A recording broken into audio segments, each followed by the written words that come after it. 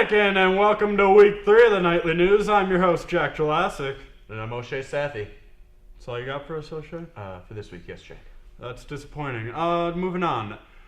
You may have noticed some unfamiliar faces around the school. Well, those are little middle schoolers. They are shadows. What is a shadow? Someone that is following a high school student around, trying to get to know what it's like in a day in high school. O'Shea, did you shadow? No, I didn't, Jack. Did you? No, so let's move on with sports. Football had a game at Shore Lutheran last Friday. Jack, how'd the game go? Well, O'Shea, due to the fact the game's tonight and I have yet to finish my time machine, I do not know. True, very insightful. Soccer got a 5th seed in the playoffs. Personally, I think you guys should have gotten a 1 seed. Volleyball has senior night October 15th. Be there or be square. I believe that's a rectangle, O'Shea. Now, over to Big Al Adrian with the weather. Thanks, Jack. The weather outside has been growing progressively cooler over the course of the past few weeks. Thankfully, the administration has dealt with that problem by issuing a new decree that all Dominican students wear pants in school so that we can all continue to swelter.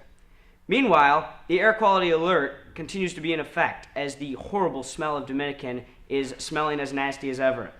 And in Miss Franklin's room, conditions are as toasty as a Hot Pocket in a microwave. Now back to you, Jack. Wow! It's as if his father were the weatherman. Translations had a very successful weekend last week, and the visit is coming up November 7th through the 10th. Now off to Sadie with interviews with some of the cast members. I'm here with senior Jerome Lynn, who will be playing Yolande in Dominican's production of Translations. Jerome, could you tell us a little bit more about the show and why this particular production is unique from most? Well, the show really talks about the importance of language and place names. While there's a lot of things to take from the show, I think that's the most important, just the significance and beauty of language to a culture. And what's different about this show is that we're actually performing it in the Little Theater rather than the auditorium, so it's a more intimate setting. So, yeah.